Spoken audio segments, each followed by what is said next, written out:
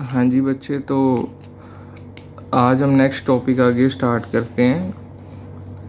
तो यहाँ पर 8.4 NCERT का पेज नंबर 97 है। तो इसमें क्या दिया हुआ है कि अ force can change the state of motion.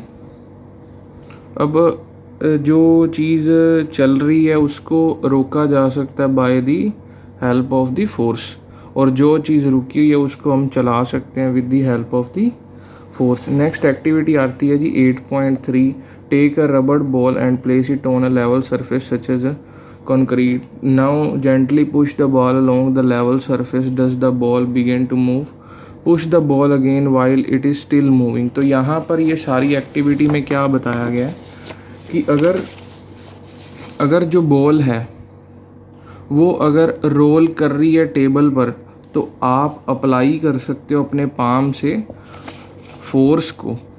जैसे कि ये बॉल यहाँ पे मूव कर रही है और आप इसको इधर अगर पाम लगाते हो अपना, तो ये स्टॉप हो जाएगी। तो आपने by the help of the palm क्या लगाई? फोर्स लगाई। तो इसके कारण जो मोशन था बॉडी का वो क्या हो गया जी? स्टॉप हो गया। तो बॉडी क्या आ गई? रेस्ट पर आ गई। ठीक है जी। तो आपने क्या लगाई? फोर्स लगाई। इसीलिए आपने क्या किया? इस ऑब्जेक्ट का जो बॉल है उसका जो स्टेट है, स्टेट ऑफ मोशन चेंज कर दिया। पहले बॉडी मोशन में थी, मूविंग में थी, आप किस में ले आए? रेस्ट में, with the help of the force.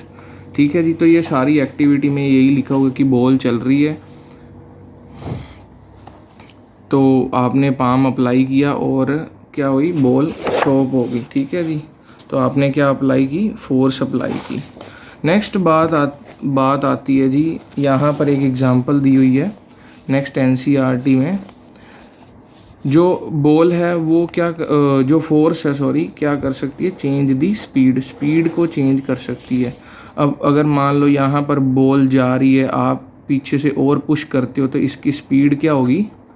Increase होगी। क्या होगी? इंक्रीज। ठीक है जी। तो यहाँ पर आप किसी ऑब्जेक्ट को स्टॉप कर सकते हो या मूव कर सकते हो उसकी स्पीड को चेंज करके।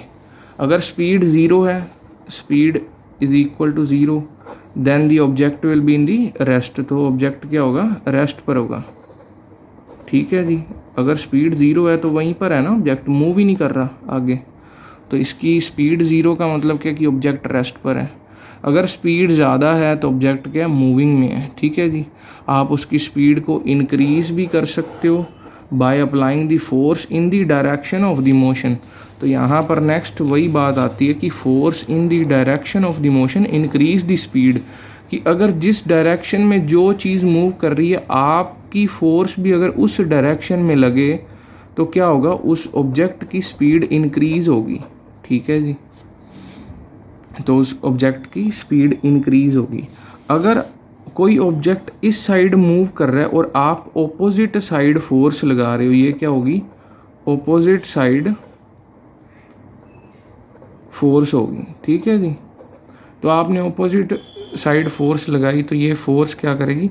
इसकी स्पीड कम करेगी। ठीक है जी। तो force opposite to the direction of the motion decrease the speed. Force in the direction of the motion, जो सेम डायरेक्शन है, जिस डायरेक्शन में ऑब्जेक्ट जा रहा है उस डायरेक्शन में फोर्स लगाते हो तो स्पीड क्या होगी? इंक्रीज होगी। अगर ऑपोजिट डायरेक्शन में फोर्स लगाते हो तो स्पीड क्या होगी? डिक्रीज होगी। ठीक है जी। तो अब हम यहाँ पर पढ़ते हैं इस जो कंसेप्ट को अभी हमने जो समझा है। You might recall similar situations. For example, while taking a penalty kick in football, the player applies a force on the ball. Before being hit, the ball was at rest. अब ball rest में थी, तो अब इस जो goalkeeper है जो kick लेने वाला है अभी, तो वो बॉल अभी क्या है जी? रेस्ट पे। अभी वो फोर्स लगाएगा। ठीक है जी। तो इसकी स्पीड आगे बढ़ेगी। अभी स्पीड रेस्ट पर क्या है? स्पीड क्या है? ज़ीरो। ठीक है जी। इट्स स्पीड वो zero. The applied force make the ball move. तो जो फोर्स अप्लाई की उससे क्या हुआ? मूव हुई टुवार्ड्स द गोल। ठीक है जी। Suppose the goal keeper dives और jumps up to save the ball. अब ये जा रही है गोल की तरफ। अब ये जो बॉल जा रही है और आगे गोलकीपर खड़ा है, उसने बॉल को रोकना है, तो वो पाम से अपने हाथों से, हैंड से वो बॉल को रोकेगा। और जो स्पीड इसकी काफ़ी थी, जो पहले काफ़ी इंक्रीज थी, जिसने अभी किक मारी है, तो वो आगे जाके ये जब इसको पकड़ेगा बॉल को तो स्पीड वापस से क्या हो जाएगी, ज़ीरो हो जाएगी। तो इसने फिर से फोर्स लगाई, applying the force on the moving ball. अब बॉल मूव कर रही है, the force applied by him can stop और डिफ्लेक्ट द बॉल। या तो वो स्टॉप कर देगी या किसी और डायरेक्शन में डिफ्लेक्ट कर देगी या किसी और डायरेक्शन में मूव कर जाएगी। ठीक है जी। If the goal keeper succeed in stopping the ball its speed decreases to zero. तो स्पीड क्या हो जाएगी इसकी, ज़ीरो। ठीक है जी। These observations suggest that an object may change its speed if the force applied on the object is in the direction of the motion, the speed object increases। अगर same direction में force लगाते हो, अगर body इधर जा रही है तो इधर फोर्स लगाई तो स्पीड क्या होगी, इंक्रीज होगी। अगर ऑपोजिट साइड लगाते हो तो स्पीड क्या होगी जी, decrease in the speed of the object. ठीक है जी। तो यहाँ पर एक फिगर दी हुई है 8.7। ये बच्चा जो है वो टायर को मूव कर रहा है। I have seen children competing with one another in moving a rubber tyre bye pushing it. I now understand why the speed of the tyre increases. क्यों इंक्रीज होती है, क्योंकि इस डायरेक्शन में वो मूव कर रहा है। ठीक है जी, इस डायरेक्शन में वो टायर मूव कर रहा है और ये फोर्स भी इस डायरेक्शन में लगा रहा है, तो दोनों सेम डायरेक्शन में लगा रहे हैं, तो इसकी स्पीड क्या हो जाएगी, इंक्रीज होगी। ठीक है जी। नेक्स्ट चलते हैं जी। नेक्स्ट क्या टॉपिक है, नेक्स्ट आपको एक्टिविटी दी हुई है 8.4। इस एक्टिविटी के अंदर क्या दिया हुआ है जी,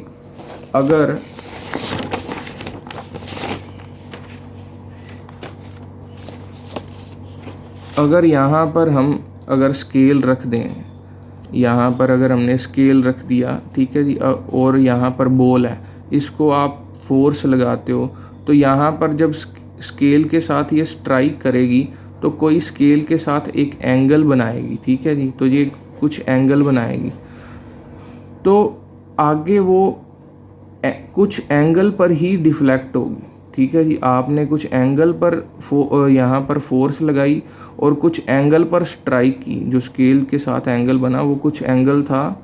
ठीक है जी, तो आगे भी वो कुछ एंगल पर, वही एंगल पर आगे डिफ्लेक्ट करेगी। ठीक है जी। तो यहाँ पर एक्टिविटी दी हुई है, ये देखिए।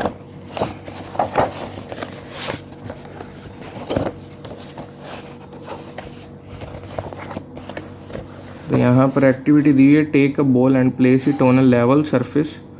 ठीक है जी, तो एक सरफेस पे हमने ये देखो यहाँ पर स्केल रखा, यहाँ पर बॉल को यहाँ पर फोर्स लगाई, तो यहाँ से स्ट्राइक होके वो किसी और डायरेक्शन में मूव करना स्टार्ट कर देती है। तो इससे क्या मतलब हुआ कि हमने फोर्स एक डायरेक्शन में लगाई और दूसरी डायरेक्शन में बॉडी जा रही है। ठीक है जी, तो फोर्स क्या करती है, चेंज कर देती है डायरेक्शन ऑफ द मोशन को। ठीक है जी। Take a ball and place it on a level surface, make the ball move by giving it a push. ठीक है जी, तो यहाँ पर हमने पुश दिया।